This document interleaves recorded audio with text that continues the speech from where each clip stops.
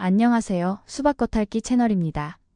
오늘은 리더십의 명암, 초나라 회왕과 한나라 경제 사례를 통한 인재 등용, 즉 지인의 구조적 성패를 함께 살펴보겠습니다. 먼저 서론입니다. 리더십의 핵심 역량으로서의 지인과 조직의 생존에 대해 이야기해 보겠습니다. 전략적 리더십의 관점에서 사람을 알아보는 능력, 즉 지인은 단순한 인사 관리가 아닌 조직의 생존을 결정짓는 핵심적인 시스템적 리스크 관리 역량입니다. 리더의 판단력은 조직 내 정보 흐름의 질을 결정하며 이는 곧 의사결정의 성패로 직결됩니다. 본 보고서에서는 초나라 회왕과 한나라 경제라는 역사적 대조군을 통해 지인의 구조적 성패를 분석하고자 합니다. 초나라 회왕은 인지적 편향에 갇혀 핵심 인재를 방치함으로써 조직을 붕괴시킨 무능형 리더의 전형입니다. 반면 한나라 경제는 인재의 역량은 정확히 파악했으나 인간 자본을 철저히 도구화하여 조직의 신뢰 자본을 고갈시킨 냉혹형 리더의 전형입니다. 이러한 지인의 부재는 조직 내 정보 비대칭성을 심화시키고 피드백 루프를 파괴하여 리더를 고립시키는 치명적인 결과를 초래합니다. 데이터와 알고리즘이 경영을 주도하는 현대 비즈니스 환경에서도 인재를 등용하고 배치하는 리더의 안목은 대체 불가능한 핵심 자산입니다. 그럼 본격적으로 두 번째 장, 초나라 회왕의 사례를 분석해 보겠습니다. 초나라 회왕의 실패는 리더가 확증 편향에 매몰될 때 조직의 전략적 이성이 어떻게 마비되는지를 극명하게 보여줍니다. 참소의 메커니즘과 정보 위생의 실패를 살펴보겠습니다. 회왕의 곁에는 20대의 좌도와 삼려대부에 오를 정도로 탁월한 전략가인 굴원이 있었습니다. 그러나 상관대부와 근상 등 시기심에 사로잡힌 경쟁자들은 굴원이 법령 제정의 공을 독차지하려 한다는 참소를 통해 리더의 판단을 흐렸습니다. 회왕은 사실관계를 객관적으로 검증하는 정보위생 절차를 생략한 채 자신의 권위에 대한 도전이라는 감정적 프레임에 빠져 핵심 인재를 숙청했습니다. 이는 곧 가장 유능한 조언자를 잃게 만들었고 회왕은 진나라 외교가 장의의 600리 땅이라는 기만술에 직면하게 됩니다. 굴원은 진나라를 호랑이와 이리의 나라라 경고하며 합종책을 주장했으나 피드백 루프가 닫힌 회왕은 눈앞의 단기적 이익에 현혹되어 제나라와의 전략적 동맹을 파기했습니다. 결과적으로 초나라는 땅도 얻지 못한 채 국제적 고립과 외교적 굴욕이라는 처참한 성적표를 받게 되었습니다. 회왕의 종말은 개인의 원한과 감정이 전략적 판단을 압도했을 때 발생하는 최악의 시나리오를 보여줍니다. 진나라의 화친 제위에 굴원의 만류를 뿌리치고 직접 적지로 향했던 그는 결국 억류되어 타국에서 객사했습니다. 리더의 듣는 귀가 닫히고 참소가 시스템을 장악할 때 조직 내 비판적 충신의 입은 막히고 아첨하는 간신의 목소리만 증폭됩니다. 내부 건강성이 급격히 무너지면 이는 곧 조직 전체의 물리적 멸망으로 이어짐을 초나라의 역사가 증명하고 있습니다.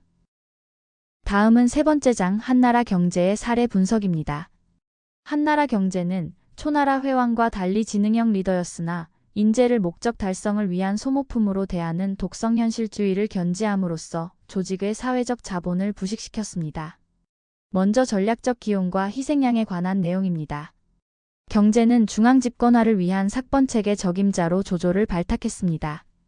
조조는 명민했으나 성품이 각박하고 엄격하여 조정 내에 수많은 적을 만든 정치적 독성을 지닌 인물이었고 리더인 경제는 이를 관리하지 못했습니다. 결국 위기가 닥치자 경제는 반란군의 명분을 꺾기 위해 자신에게 충성을 다했던 조조를 가차없이 처형했습니다. 리더가 자신의 정책 파트너를 위기 모면용 희생양으로 삼은 비정한 사례입니다. 이러한 리더십의 근원적 리스크는 경제가 태자 시절 오나라 태자와 육박이라는 보드게임을 두다 말다툼 끝에 육박판으로 그를 쳐 죽인 사건에서 시작됩니다. 이 사소한 감정적 충돌이 오나라 왕 유비에게 씻을 수 없는 원한을 심어주었습니다. 이 원한은 훗날 5초7국의 난이라는 국가적 대재앙의 단초가 되었습니다. 리더의 자기조절 능력 부재가 어떻게 조직 전체를 존망의 위기로 몰아넣는지를 보여주는 결정적 증거라 할 수 있습니다. 한편 역량의 활용과 무참한 숙청 과정도 짚어봐야 합니다. 군사적 천재인 주하부는 경제의 명에 따라 반란을 진압하며 왕조를 구했으나 그의 강직한 원칙주의는 반란 진압 후 경제에게 정치적 부담이 되었습니다. 경제는 주하부의 유연성 없는 성품을 정치적 위협으로 간주하여 영웅을 옥중에서 굶어 죽게 했습니다. 필요할 때는 영웅으로 쓰다가 쓸모가 닿으면 버리는 이러한 토사구팽의 전형은 조직 구성원들에게 충성은 보상받지 못한다는 절망적인 메시지를 전달하며 조직의 신뢰 자본을 완전히 파괴했습니다. 네 번째 장은 리더십 역량 대조 분석입니다. 지인의 무능과 용인의 비정함을 비교해 보겠습니다. 초나라 회왕은 아첨과 참소를 구분하지 못하는 감정형 리더로 간원자를 축출하며 인재의 경고를 무시해 위기를 초래했습니다. 반면 한나라 경제는 역량을 정확히 파악하는 지능형이었으나 위기 탈출을 위해 인재를 희생양으로 삼는 거래적 리더십을 보였습니다. 두 사례의 근저에는 모두 리더의 오만이 자리 잡고 있습니다. 회왕은 진실을 독점한다는 오만함의 구런을 벌였고 경제는 권력 유지가 모든 가치에 우선한다는 오만함 속의 조조와 주화부를 짓밟았습니다. 이는 헌신할 핵심 인재들이 각자 도생하게 만드는 파괴적인 결과를 낳았습니다. 다섯 번째 장입니다.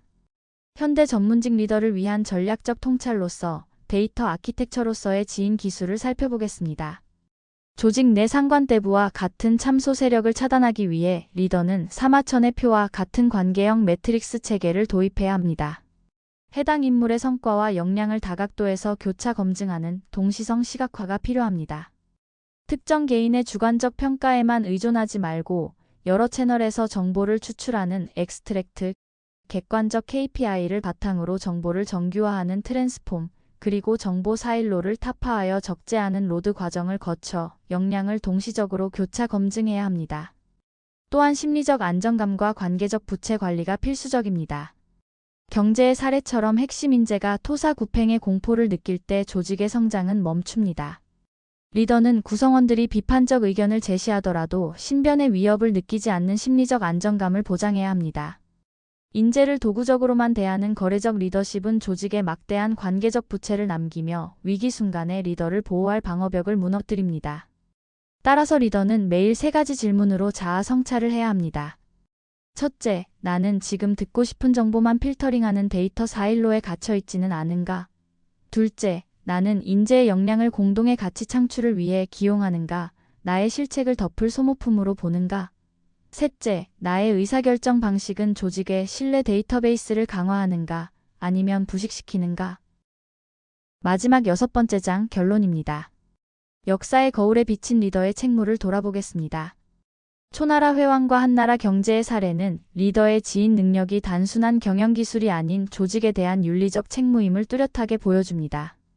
사람을 알아보지 못하는 무능이나 수단으로 대하는 비정함은 모두 조직의 미래를 건 위험한 도박입니다.